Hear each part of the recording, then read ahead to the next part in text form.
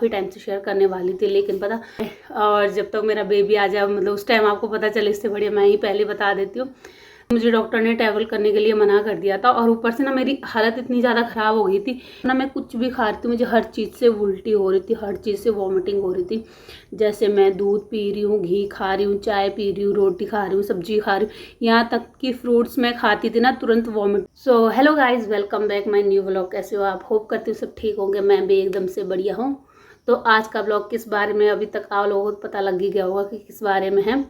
तो ये वाली न्यूज़ मैं आप लोगों के साथ काफ़ी टाइम से शेयर करने वाली थी, लेकिन सिचुएशन कुछ ऐसी थी कि मैं शेयर नहीं कर पा रही थी।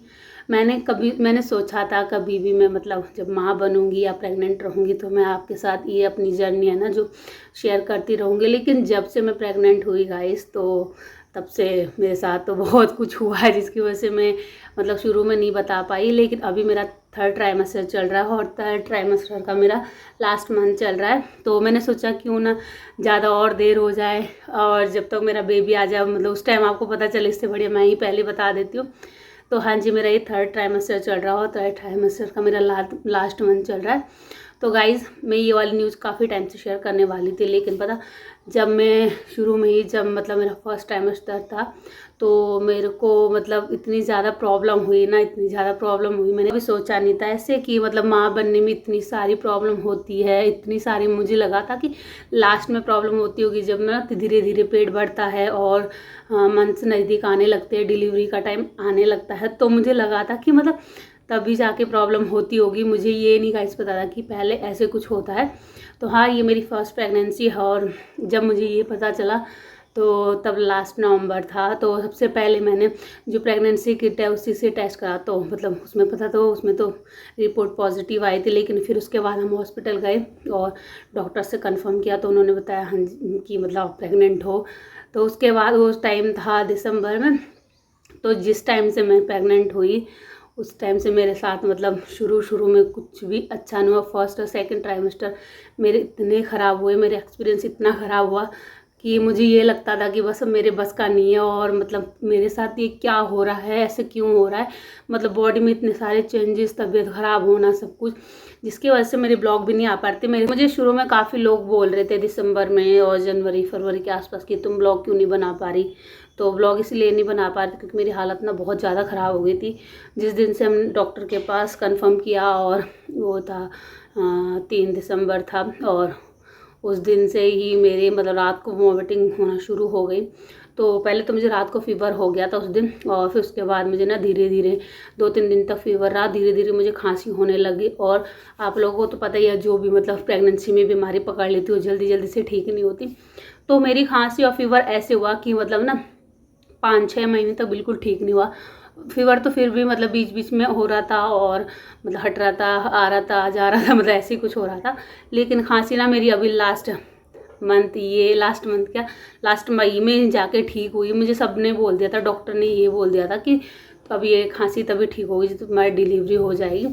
लेकिन फ़िलहाल अभी मतलब नहीं हो रही खांसी और थोड़ा बहुत ठीक है सेहत। और जो मेरा बस मैं जब से मेरी प्रेगनेंसी की जर्नी शुरू हुई है ना, मेरा सिर्फ जून का मंथ ये थोड़ा ठीक गया है, वरना मेरे को ना मतलब 6-7 महीने इतनी ज़्यादा प्रॉब्लम हुई। 1st और 2nd ट्राइमेस्टर में मेरी हालत बहुत ज़्यादा ख़राब हो गई थी। इतनी कमज़ोर हो गई थी कि मेरे को सब लोग बोलते थे इसको क्या हो गया, 5-6 किलो वेट कम हो गया था। लास्ट में तो डॉक्टर भी डर गए कि आपका ना वेट बहुत ज़्यादा कम हो रहा है और इतना नहीं कम होना चाहिए। और मुझे इतना पसीना आ रहा है ना क्योंकि मैंने ना फ़ैन बंद किया है, और जब मैं फ़ैन ऑन करती हूँ उसके ना पीछे से आवाज़ आ रही थी तो मेरी साउंड क्लियर नहीं आ रही थी, इसलिए मैंने थोड़ा बंद कर दिया और इसकी वजह से मुझे पसीना आ रहा। तो मेरा कुछ ऐसा समय था कि बिल्कुल भी अच्छा नहीं था। और ना वहाँ पे मैं उस टाइम पटियाला में थी, तो मेरे घर वाले मुझे ना ससुराल साइड से, मायके साइड से भी सभी लोग बोलते इधर आ जा, इधर आ जा। लेकिन एक तो मुझे डॉक्टर ने ट्रैवल करने के लिए मना कर दिया था और ऊपर से ना मेरी हालत इतनी ज़्यादा ख़राब हो गई थी कि ट्रैवल तो दूर, मैं थोड़ी देर 5-10 मिनट में ऐसे जैसे मैं अभी बैठी हूँ ना ऐसे भी नहीं बैठ सकती थी। तो जब मैं लेट ही रहती थी ना, मुझे उस टाइम भी ऐसे लग रहा था जैसे मतलब मैं यहाँ से बेड से गिर जाऊंगी, मतलब इतना ज़्यादा अजीब सा फील हो रहा था, बहुत ज़्यादा। और एक तो ना मैं कुछ भी खा रही थी, मुझे हर चीज़ से उल्टी हो रही थी, हर चीज़ से वॉमिटिंग हो रही थी। जैसे मैं दूध पी रही हूँ, घी खा रही हूँ, चाय पी रही हूँ, रोटी खा रही हूँ, सब्जी खा रही हूँ, यहाँ तक कि फ्रूट्स मैं खाती थी ना तुरंत वॉमिटिंग आ जाती थी। मतलब कुछ भी मेरे को नहीं, मतलब कुछ भी मैं नहीं खा पा रही थी भाई। मतलब मैंने तो 3-4 महीने तो मैंने खिचड़ी से गुजारे, और वो भी मुझे लास्ट में इतनी गंदी लगती थी। मैंने ना तीनों टाइम भी मैंने खिचड़ी खाई, सुबह शाम दिन में। लास्ट में ना मुझे डॉक्टर ने बोला कि आपका वेट बहुत कम हो रहा है और प्रेगनेंसी में तो वेट बढ़ना चाहिए, आपका घट रहा है, तो आप अपने खाने पीने पे ध्यान रखो। और धीरे धीरे से मतलब वेट सही होने लग गया। मतलब अभी जाके थोड़ा हालत सही होगी, अभी वेट भी सही हुआ, अभी सब कुछ सही है।